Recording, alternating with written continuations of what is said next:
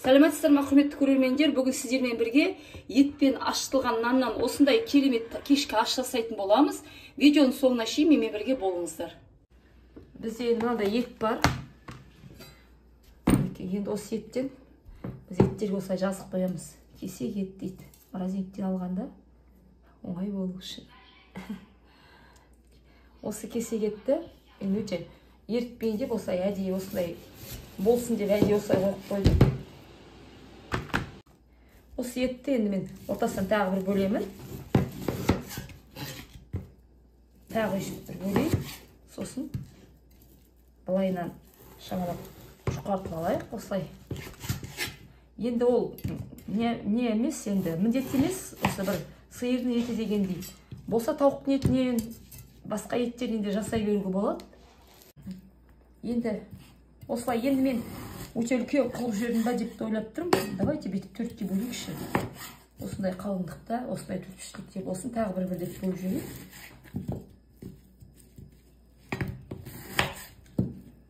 Шағалай шешіліп кетті ғой. Нанды тағы бөліп жіберейік. Ал ыдысымызға сұйық май құямыз. Сұйық май енді өздеріңіз білесіздер, қанша құю керек екенін. Осы жетіп жатыр.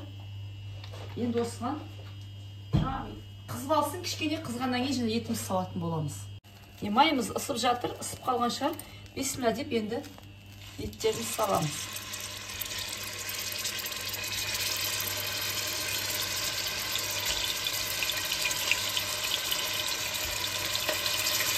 Еттер салып болып, кәдімгі бауырсақ қиықша пісіреміз ғой біз табаға.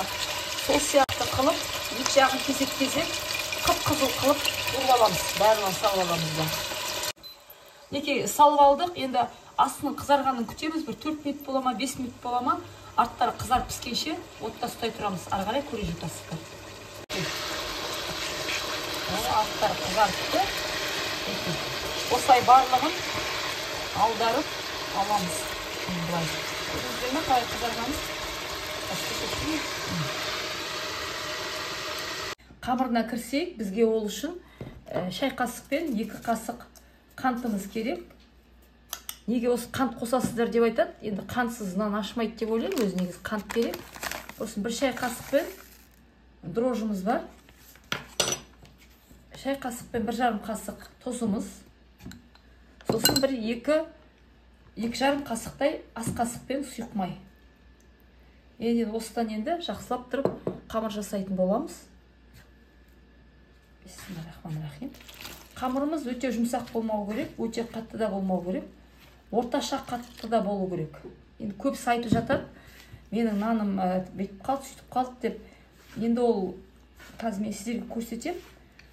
Піскен кезінде неше минутта қою керек, азайту керек, көбейту керек, сонысын айта отырамын. Сол кезде әдемі болып шығады. Осыдан жақсылап тұрып қамыр жасап аламыз. Осындай жұмсақ емес, қатты емес қамыр шықты. Енді біз кесеміздің түбінде кішкене май қалған. Соны бүйтіп тамызып жүріп, осылай еттік. Түбін майлап, жылы жерге көтерілгенше қоя тұрамыз.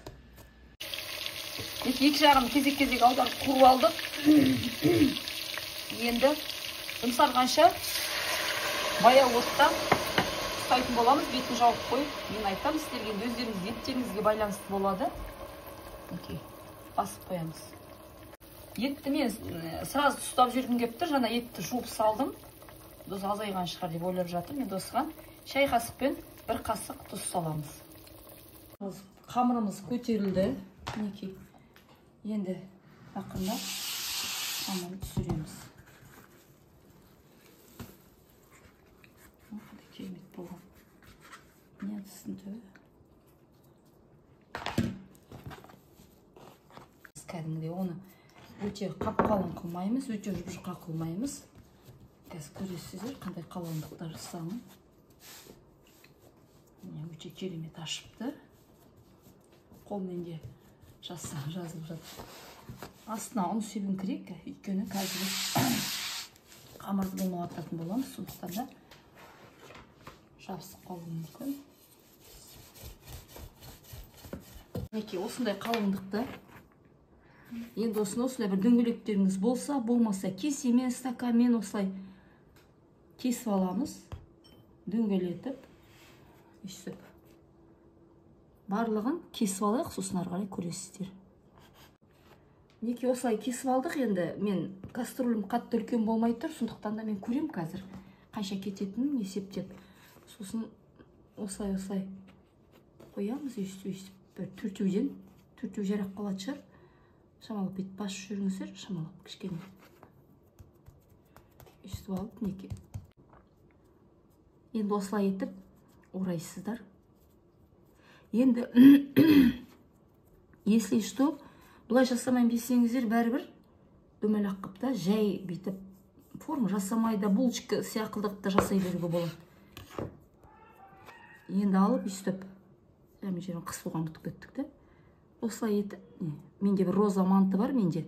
Сол секілді, бірақтан да бұл енді не болады? Ашқан қамырдан жасалған ғой енді. Пампошки сияқты. Осылай етіп барлығын жасап алайық. Осындай 4, 8, 10 штук шықты. Каждыйында 4 дөңгелектен бар. Менің ыдысым шағын болғасын осылай жасап жатырмын. Қалған нанымызды біз көтертіп, қазір формаға салып пісіре саламыз. Етіміз дайын болып қалды. Енді біз пиязымызды, картопымыз, сәбізімізді аршып алдын ала дайындап қойдық, уақыт алмайық деп. Енді осыны екіге бөле салайық, ортасынан үлкендеу, сондықтан да осылай етіп турап алайық. Енді пиязымызды салайық.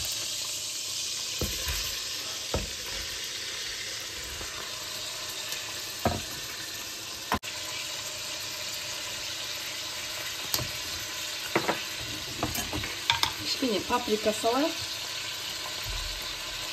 Кетіп жатыр. Енді жақсылап араластырамыз. Мен осындай 3 дана картоп алдым. Үлкендеу картопым, сондықтан да мен өйстіп. Кішкене жұқартуға да болады бұлай. Осылай қазір бір көрсетейін қайттан дұрыстап. Осылай қаққа жарасыздар да.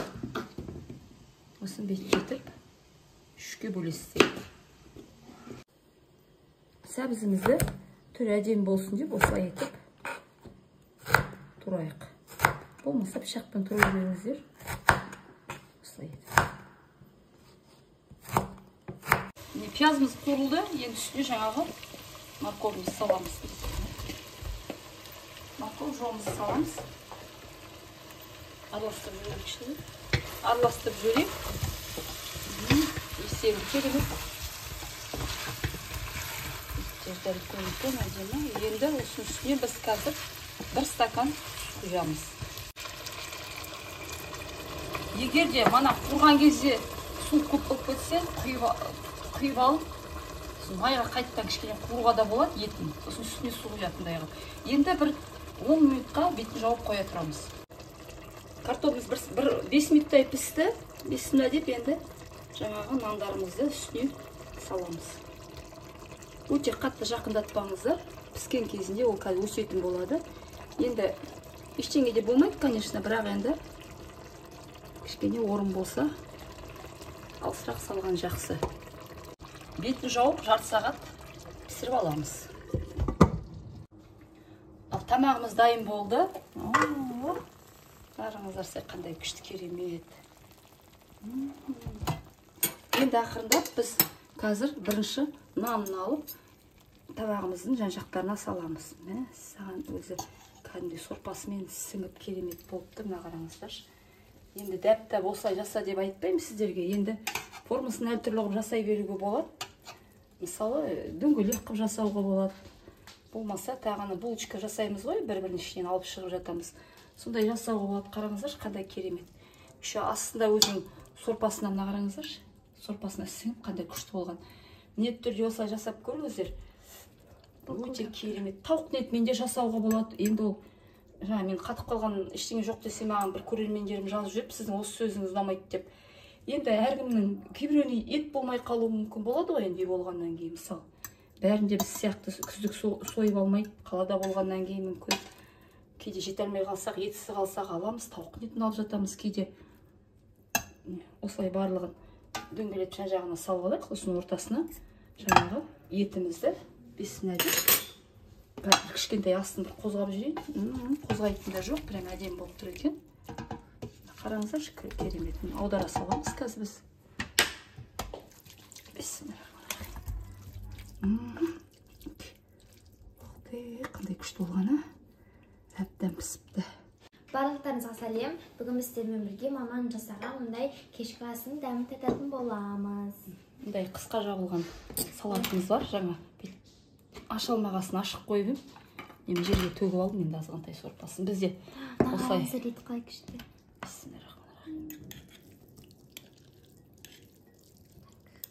Ауыр жүргендіктен қысқа деген жапқандарды жеп жатыр. Жебер жаным, жебер. Сорпасына малын күшті болып тұр. Капустадан не жаңа қалған неден неке? Жаңа піскен, жаңа осыдан қалғанынан табаннан пісірдік. Ыстықта болып тұр енді. Бір шетін дәм таза емес осыны. Еті прям күшті болып тұр. Езіліп тұр ма? Мен ез ет жемеймін өш ағатты. Өш ағаттың вообще тауық нетін ғана жем, бірақ нәует прям қызығыпты. Ас болсын. Бұқылдап тұр ма? Мына жерінде сорпасы да бар шығар, батырып жейсің ғой. Ас болсын жа. Гүлмелі ше? Гүлі өзі. Күрі, е? Ол дәм таза. Бәріміз де күтіп отыр осы тамақ. Көрсетемін жақында. Ас болсын. Керемет.